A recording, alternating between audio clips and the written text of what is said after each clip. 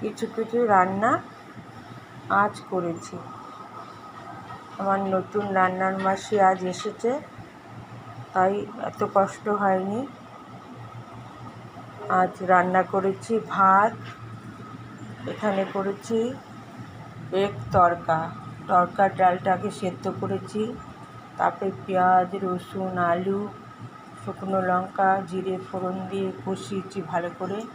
তারপরে একটু জিরের গুঁড়ো, আদার গুঁড়ো, লঙ্কার গুঁড়ো, ধনের গুঁড়ো দিয়ে কষিয়েছি, টমেটো দিয়ে কষিয়েছি, কষিয়ে ডালগুলো দিয়ে দিয়েছি। তারপর নুন মিষ্টি দিয়ে একটু গরম জল দিয়ে ডালটা ভালো করে ফুটিয়েছি।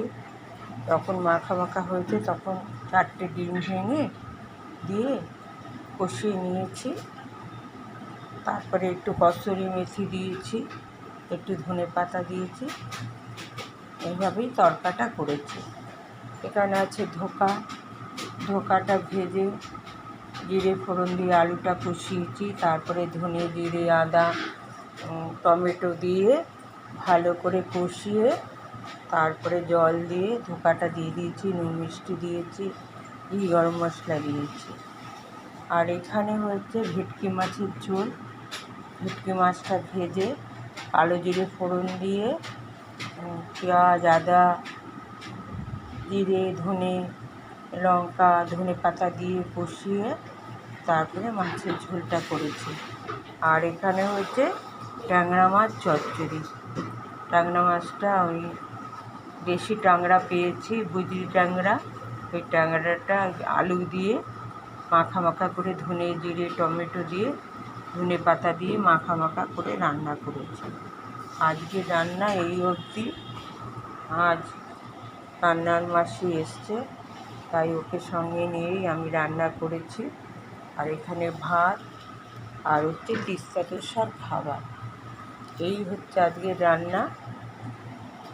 যেমন এখানে দই পেতেছি, ট্যাংরা মাছ চচ্চড়ি, ভেটকি মাছের ঝোল, ধোকার ডালনা আর এই তরকা। আর একটা ভুলে গেছিলাম বলতে, সেটা হচ্ছে দই